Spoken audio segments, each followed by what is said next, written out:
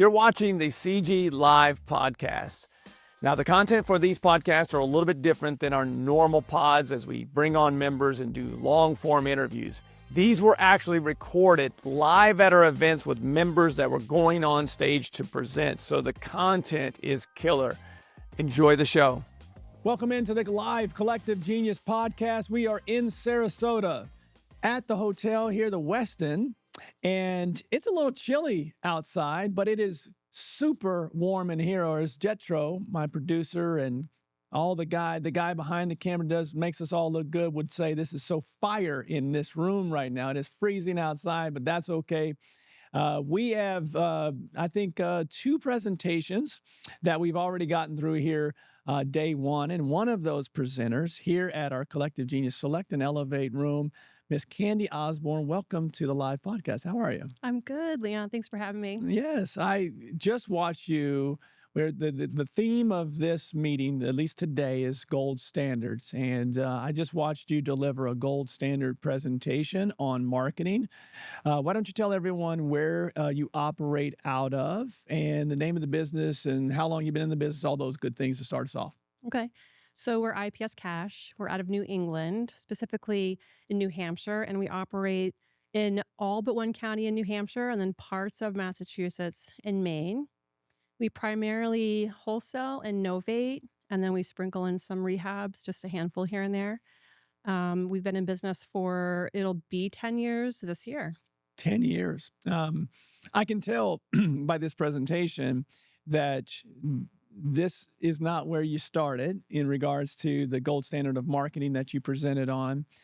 We asked Candy and Joe to present. There was a very similar presentation at Premier, but we asked them to come down, and they were gracious enough as Premier members to come down and present to our select group on this particular gold standard. And when the select level members and Elevate the same way, they want to know what's working for other people. Now, clearly, you guys have been doing some great things across the board, but your presentation was on marketing specifically.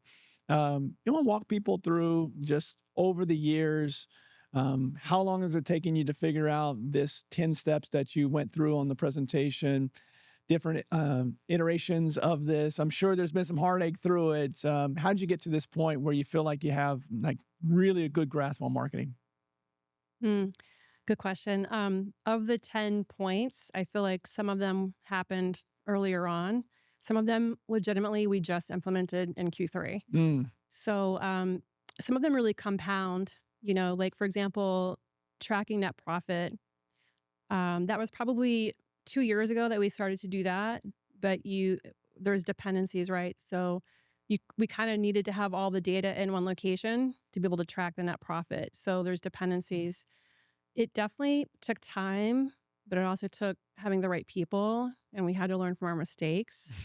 Like the point with the geography, that was, we failed forward. We tried to go into too many directions at once, and we tried to go wide before we went deep, and we fell on our faces, and then we reeled it in. So some of the points, maybe it only took us a couple of years, but some of them it took us, the better part of the decade to figure it out.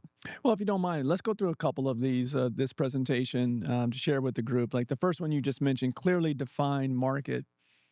I've been in this group, I think 11 years now, and there's always someone that comes in the room and goes, man, my market is too oversaturated. I got to go somewhere else to make profit. And some people do it very successfully. Others should go deeper versus wider. You made the choice on the red zones, as Joe talked about from the stage today. How did you get to that defined market? How did you know this is where we need to be? We tested the boundaries and failed. We went too wide. So we thought, well, we're in New England, we're in New Hampshire, and we're right on the border of Massachusetts. In fact, we're the first city into New Hampshire where there's no state tax. So the holidays, everyone comes up from Boston to shop in New Hampshire.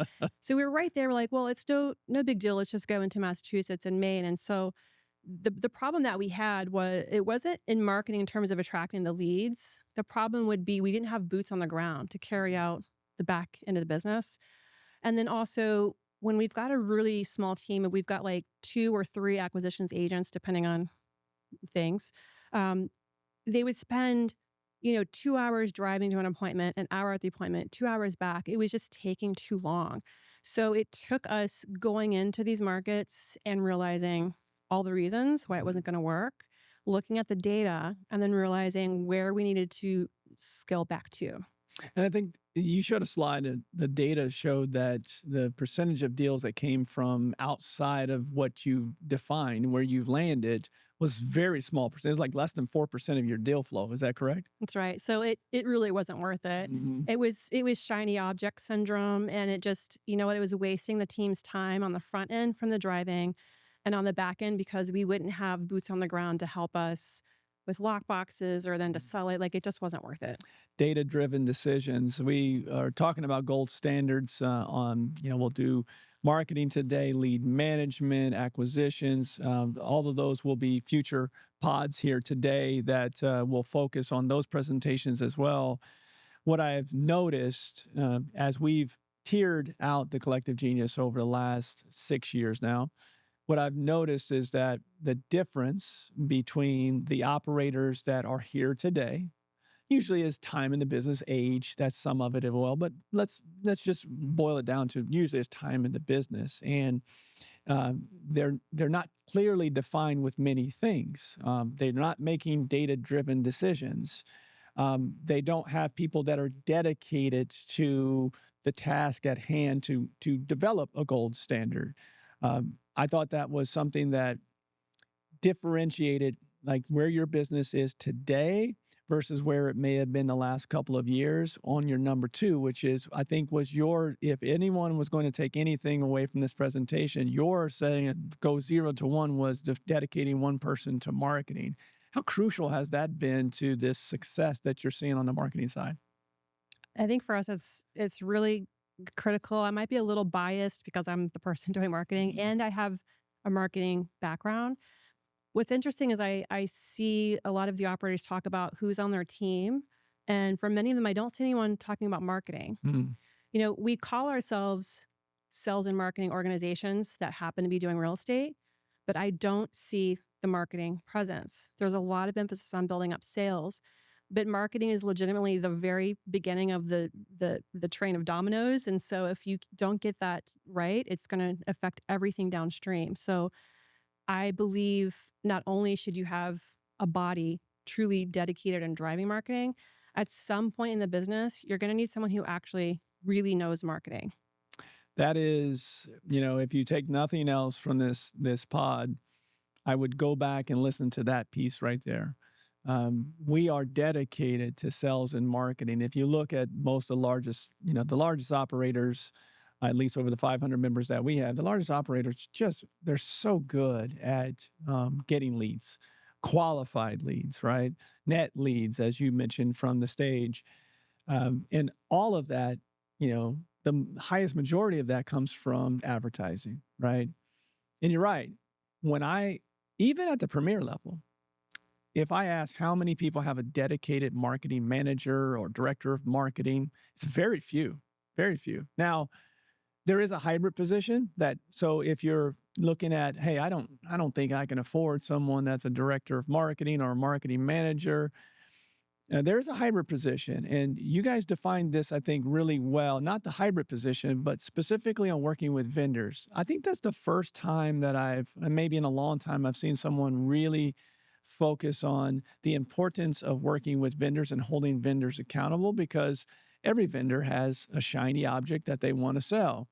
But that doesn't mean it works for your particular business. One piece that I really took a lot of notes on was the vendor relationship. Vendors, we have a lot of them here in the group that have all been referred to us that do a lot of successful things for our members, right? But there's some that work with some and others that don't work for those same people. So when did you see that, okay, I've got to, as a dedicated marketing person, I've got to make sure that I have vendors that are working, and if they're not, I've got to make decisions. When did this become part of this gold standard? The moment I figured out that I was being dog and ponied with a lot of lead up activity and not conversations around the net profit and working backwards, that's when I realized we're not speaking the same language. And I needed to take control of the conversation and say, listen, we're all speaking net profit here. We're all speaking like a certain amount of ROAS. And we need to start there and reverse engineer it and not focus so much on the activities you're doing. But we are cutting through the clutter and we're going right for the jugular for the net profit and engineering backwards. Let's cut to the chase. How much money are we making from the service that you're providing? In that time, have you had to cut some relationships, vendor relationships, and move on to others? And if so, have you seen that be more successful? Making a move or somebody that maybe you had for 5 years or 6 years, although tough, have you seen the benefits of that? We have, and it's difficult. And what's interesting is we're to the point now where we try to make sure that we work with people who refer us and that they have proven experience in the industry. We've worked with people before that have done really well for other operators in other markets, and for whatever reason, they haven't worked in our market. So, it really just depends. But yes, we have had to part ways with different types of vendors, and sometimes we haven't quite figured out if it's the tactic itself or it's the vendor. So it's just case by case. But we do find that just if we sort of look at vendors as we would employees, if we wouldn't tolerate that performance or those KPIs in-house, then why are we tolerating it elsewhere? I love that piece of it. In fact, 2 of your 10 are setting high standards and holding vendors accountable to those high standards that you hold your team to. I love it. I do think that in order to be successful in this business, you need the right combination of in-house employees and vendors. I think there's not many people that do everything in-house. The best usually have a good mix, and why not? They're an extension of you and your company that you might as well hold them to the same standard that you would have an employee. For this, your first time here at CG Select, and thank you. Sorry the weather isn't a little warmer for you here. You guys come down for a nice break from New Hampshire weather, and you get here, and it's, albeit today, it'll warm up a little bit, but still not what it usually is here in Florida. What your first thoughts about CG Select? Obviously, this is a group that there's some premier members here, but for the most part, it's mostly Select and Elevate. Your first impressions? Well, for one, it is like I feel like I'm the newbie because there are more people here that I don't know than I do know. So, but from my half day that I've spent here so far, people seem hungry and they seem open, and those are really important. They're asking questions, they're genuinely curious. I'm starting to see some patterns in what they're asking, so I empathize with the questions they're asking because I feel like I know where you are. But so far, I mean, the vibe is great. They're here to learn. They're here to network. And it seems like a great vibe. Best or craziest question you were asked after your presentation? Boy, I don't know that there's any crazy things. Someone asked me if I had a vendor build all the dashboards. And I was like, no, we built them. We built all the dashboards. So just that, knowing like, yeah, we the sooner we can like centralize that data and empower the team to do it, the better we all are. I mean, that wasn't a crazy question. No, not crazy at all. In fact, if you look at, where most people are in the room, the bottom half, they're probably just now making it to a point where they can start really centralizing data at that level. They're really good at finding deals and selling deals. I think that the upper half have already gotten to that point, because I think that if you look at Select in general, we've been talking about dashboards and fancy dashboards and all those things for a good 5 years now. I guess, and the other piece of that, most of those have advanced into Premier. What are you most excited about? You guys had a great 2025, where some people had up and down years. You guys had a fantastic year. What are you most excited about in 26? Boy, I would love for us to hit our sales goals so we can actually go somewhere. We took the team to Vieques when we had our league goal for the last year. So I would love for us to hit a sales goal to go somewhere new and fun with the team. But beyond that, I am here to support Joe with wherever he wants to take the business. Mhm. And part of my own challenge this year is going to be to kind of replicate myself and get myself out of the day to day of marketing so I can do whatever is next for the business, whether that's lead a new business line or whatnot. So I'm excited to see what happens with 2026 and to see where it takes us and to continuing to find work life balance between us and go on more adventures and just live life. Live life. Yeah. So the Joe that she just referenced, you can go back and watch Joe's podcast, Joe Terrio, on the cgpodcast.com. I think I held Joe to maybe 2 or 3 F-bombs. I thought he did really, really well, and he was really upset with me that I held him to that standard. It's a really good podcast. Last question. You went to Puerto Rico with the team. If you hit those goals, where are we going this year? We haven't said it yet, but in full disclosure, we were going to go to Nicaragua, but we fell short of the goal. We hit the goal, but only because Joe had to really step in, and so this was good though, because what it's showing is while we hit the goal on paper, it took Joe stepping in. And so really what we need is for the whole team to rally and to skill up and get us to a whole point collectively so that we can go somewhere exciting. I have no idea where we're going. Well, let's get that done. I can tell you from leading teams, when you have that vision board of where you get this collective of, everyone's like, yes, that's where we're going. They start to embrace that goal, because even the money is great, but that trip, they know if they hit that trip, the money's going to come along with it. Let's set that, whatever that is, and do it up. Like, do a big one, because the trajectory of your business with all of this gold standard that you're doing on the marketing side. I know if you're doing this on marketing, you're doing it on other things as well. You guys have, I've seen so much growth in your business since I first talked to Joe many years ago.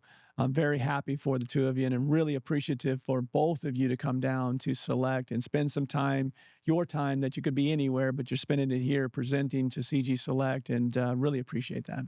Thank you, Leon. I'm appreciative to be here. I appreciate you, and thank you for the opportunity. Yes, thank you so much, and thank you for listening. This is our first live CG podcast from CG Select and Elevate here in Sarasota. We have a few more shows that we'll do over the next couple of days, and obviously, if you have watched this show, you understand the power of our community. If you would love to be in the room with great members like Candy, we'd love to talk to you. You can do that. Check us out at explorecg.com. There you'll find all the information you need to learn more about our 4 different communities for real estate entrepreneurs that want to grow and scale their business. We will be back with another presenter from our CG Select and Elevate event here on the Live CG podcast. See you soon. Are you ready to scale your real estate business? Visit thecollectivegenius.com, where real estate investors come to scale. Subscribe to the Collective Genius podcast and hit the bell icon to be notified when our next episode releases. And thanks for listening.